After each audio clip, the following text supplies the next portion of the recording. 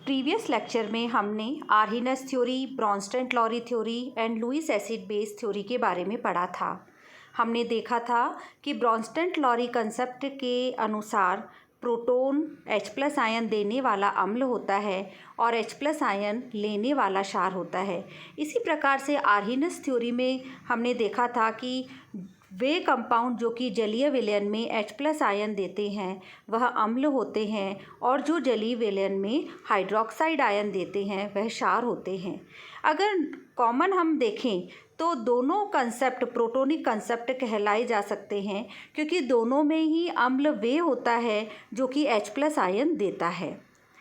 फिर हमने देखा था लुईस एसिड बेस कंसेप्ट में इलेक्ट्रॉन पेयर लेने वाला अम्ल है और इलेक्ट्रॉन पेयर देने वाला क्षार है।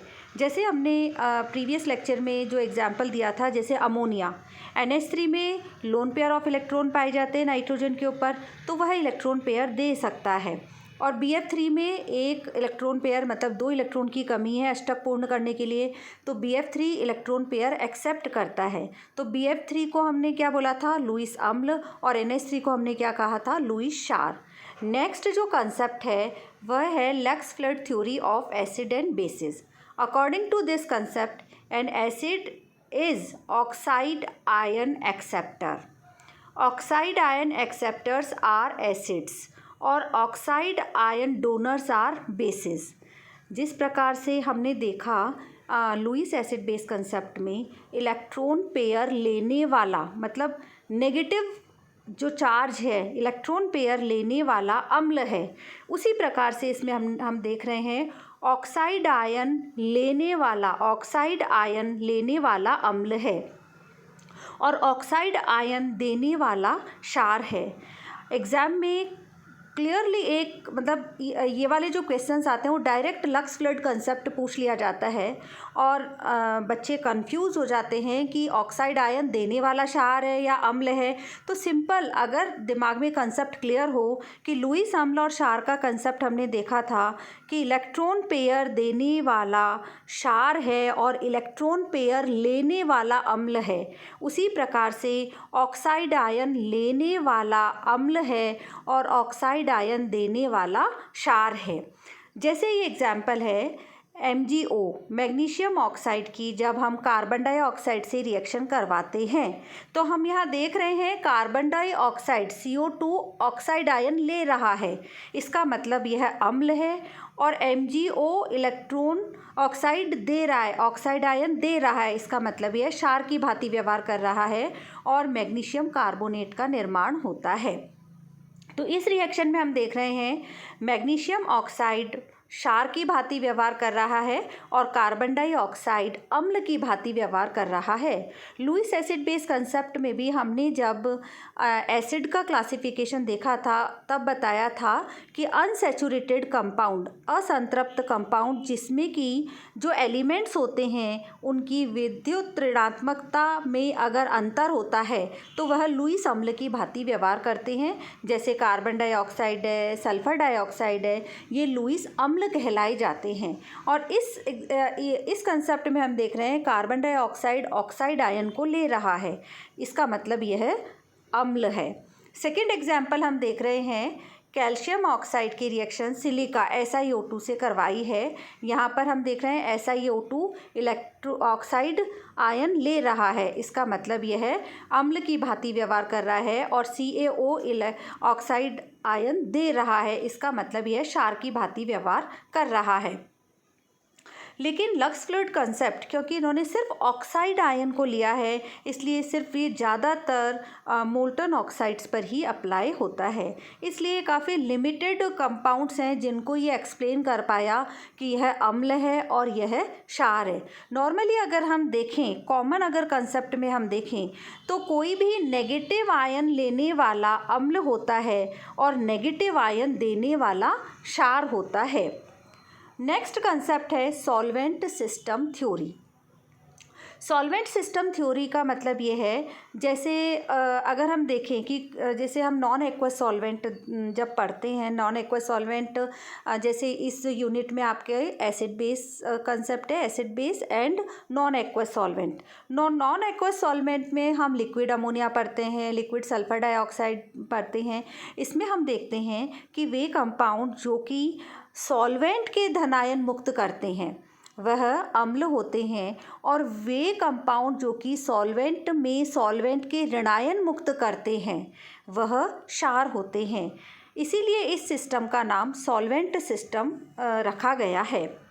अगर इस थ्योरी के बारे में हम देखें तो जनरली ये देखा गया है कि यह सिद्धांत आर्हीनस सिद्धांत का ही एक प्रकार से विस्तृत स्वरूप है, क्योंकि आर्हीनस के अनुसार जो पदार्थ जल में घुलकर प्रोटोन यानी जल क्या है, विलायक है, विलायक की तरह जल है, तो जल के धनायन को मुक्त करे वह अम्ल है।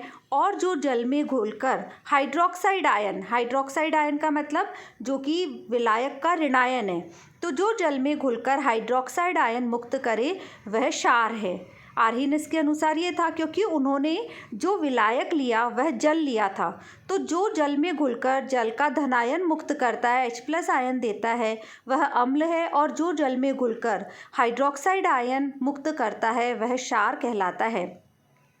और अगर हम इस सिस्टम को देखते हैं सॉल्वेंट सिस्टम को, तो इस सिस्टम में भी कोई भी पदार्थ किसी विलायक में घुलकर, जो भी विलायक है, तो कोई भी पदार्थ किसी विलायक में घुलकर यदि विलायक के धनायन मुक्त करे तो वह अम्ल कहलाता है, और अगर वह विलायक में घुलकर उस विलायक के ऋणायन मुक्त करे तो वह क्षार कहलाता है। फॉर एग्जाम्पल, जैसे हम लिक्विड अमोनिया लेते हैं, जैसे इस एग्जाम्पल में हम देख रहे हैं कि लिक्विड अमोनिया का सेल्फ आयोनाइजेशन हो रहा है और वह NH4+ आयन और NH2- आयन में कन्वर्ट हो रहा है, वियोजित होकर वह अमोनियम आयन और एमाइड आयन में कन्वर्ट हो रहा है, सेल्फ आयोनाइजेशन हो रहा है। जिस प्रकार से H2O का सेल्फ आयोनाइजेशन होके H+ OH- आयन बनते हैं, उसी प्रकार से लिक्विड अमोनिया के 2 मॉलिक्यूल्स ऑटो आयोनाइज होके NH4+ आयन और NH2- आयन मुक्त करते हैं। तो वे कंपाउंड या वे सॉल्यूट जो कि अमोनिया में घुलकर NH4+ आयन मुक्त करेंगे वह अम्ल होंगे, और जो अमोनिया में घुलकर NH2- आयन मुक्त करेंगे वह क्षार होंगे। फॉर एग्जाम्पल, जैसे अमोनियम क्लोराइड को अगर हम अमोनिया में डालते हैं तो अमोनियम क्लोराइड NH4+ और Cl- में डिसोशिएट होता है। इसका आयोनाइजेशन हम देखेंगे तो NH4+ एंड Cl-। इसका मतलब यह जो सॉल्वेंट है उसका धनायन मुक्त कर रहा है, इसका मतलब यह अम्ल हुआ। इसी प्रकार से सोडामाइड NaNH2 को हम देखेंगे तो NaNH2 Na+ और NH2- आयन मुक्त कर रहा है, मतलब यह सॉल्वेंट के ऋणायन को मुक्त कर रहा है, NH2- आयन मुक्त कर रहा है। इसका मतलब sodamide is a base according to solvent system theory. अगर हम लेते हैं HCl + NaOH, तो हम देखते हैं कि H2O + NaCl यानी सॉल्ट का निर्माण होता है। इसी प्रकार से अगर हम NH4Cl + NaNH2 को, अगर अम्ल है NH4Cl और अगर क्षार है NaNH2, तो हम देखते हैं कि ये मिलकर भी NaCl मतलब एक सॉल्ट बना रहे हैं और NH3 मतलब सॉल्वेंट मॉलिक्यूल को रिलीज़ कर रहे हैं। सेकेंड एग्जाम्पल हम देखते हैं लिक्विड सल्फर डाइऑक्साइड। SO2 में हम देखते हैं कि ये भी SO2+ एंड SO3 2- आयन में विभक्त होता है। तो वे कंपाउंड जो कि लिक्विड सल्फर डाइऑक्साइड में SO2+ आयन मुक्त करेंगे वह अम्ल होंगे, और वे कंपाउंड जो कि लिक्विड सल्फर डाइऑक्साइड में घुलकर SO3 2- आयन मुक्त करते हैं वे क्षार होते हैं। थर्ड एग्जाम्पल हम देखते हैं कि अगर लिक्विड N2O4 इसको अगर हम विलायक के जैसे यूज़ में लें और जो विलायक में नाइट्रोसिल मतलब NO+ आयन मुक्त करेंगे वे कंपाउंड अम्ल होंगे, और जो N2O4 लिक्विड N2O4 में घुलकर नाइट्रेट आयन मतलब NO3- आयन मुक्त करेंगे वह क्षार होंगे। तो यह है solvent system theory. Solvent system theory में हमने क्या देखा, वे कंपाउंड जो कि सॉल्वेंट में घुलकर सॉल्वेंट के धनायन मुक्त करते हैं वे अम्ल कहलाते हैं, और वे कंपाउंड जो सॉल्वेंट में घुलकर सॉल्वेंट के ऋणायन मुक्त करते हैं वे क्षार कहलाते हैं। इसमें हमने एग्जाम्पल्स में लिया liquid ammonia, liquid sulphur dioxide, liquid N2O4 के द्वारा हमने सॉल्वेंट सिस्टम को एक्सप्लेन किया। इससे प्रीवियस जो थ्योरी अभी हमने पढ़ी थी वो थी lux flood concept. Oxide ion लेने वाला अम्ल होता है और ऑक्साइड आयन देने वाला क्षार होता है।